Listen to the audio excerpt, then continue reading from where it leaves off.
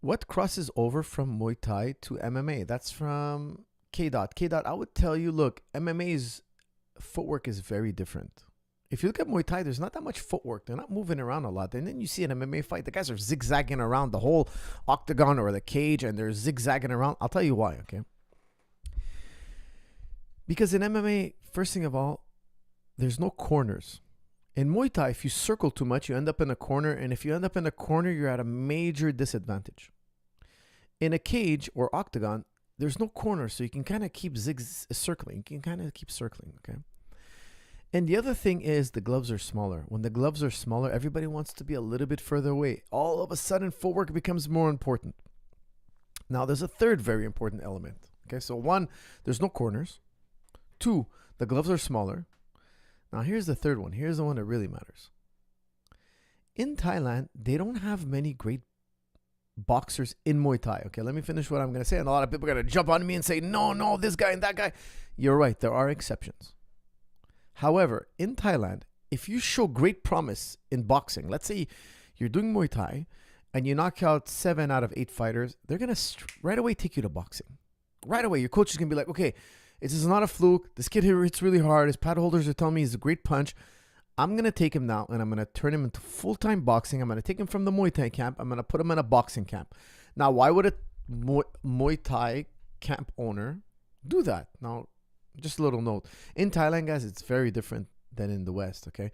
In Thailand, the camp owner, the gym owner, he gets your purse. When you fight, he gets your purse. Why? He's giving you food, a place to stay, and he's training you. He gets like 90+% of your purse. Why? He's taking care of you. He's training you. And when you become a big star, you get a little bit more money. But the fighters don't make that much. It's really the gyms. It's the gyms that make the money. So because there's more money in boxing, if you have a young stud in your gym who's knocking people out, he's just got hands of stone.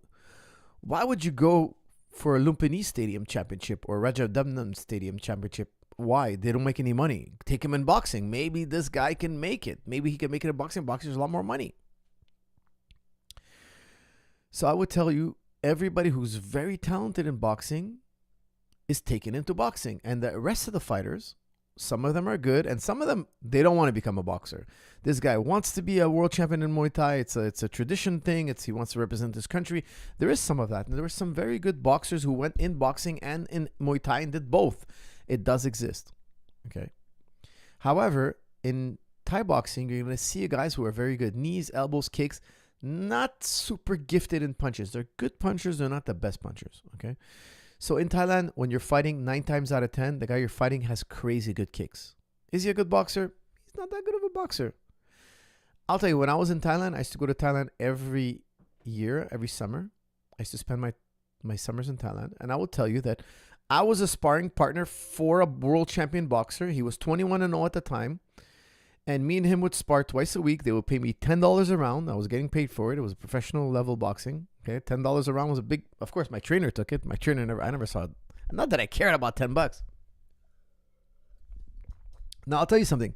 He was sparring. This world champion was sparring with 18-ounce gloves, and he was doing 5-minute rounds. Shark Tank. So he would do a 20-minute round with 4 of us in a row. Okay. I would have to do 5 minutes nonstop with him. He knocked out everybody except me and another guy. Like, he would knock everybody out. And I'll tell you something. I've sparred with very high level boxers here in Quebec. We have very good boxing in Quebec. When I was younger and I was competing, I was sparring with Canadian champions. We had world champions in the boxing club I was at. I was at Grant Brothers, not that I was sparring with a world champion who's much heavier than me, but I sparred with the top guys in Canada. Okay, I tell you, the Canadian level boxing is much higher. Now, this guy's world champion in Asia. In Asia, he's world champion, but he wasn't at the level of a De La Hoya or like a Mayweather or like a Tito Trinidad. Forget about it. Not even close. Okay, so he was good, but he wasn't that level. Okay, so I'm telling you, the boxing level in Thailand is not. You're not seeing them win world championships, are you? You're not. They're good at boxing. They're not the best. In the West, in Americas, we have so much better boxing. Like, we're crazy about boxing. Like, our Muay Thai is not as good as theirs. They look at our Muay Thai, it's like, it's shaky. That's how we kind of look at their boxing. Their boxing is shaky. Okay, it's not the best. Now, there are exceptions. You can know world champions. I know them. I've trained with boxing world champions from there who were legitimate world champions. My trainer was a legitimate world champion, Sagat Pichendi. I'm not saying no. All I'm saying is, by and large, the Americas produce a lot more boxers, a lot more boxing champions than Thailand. A crazy amount more.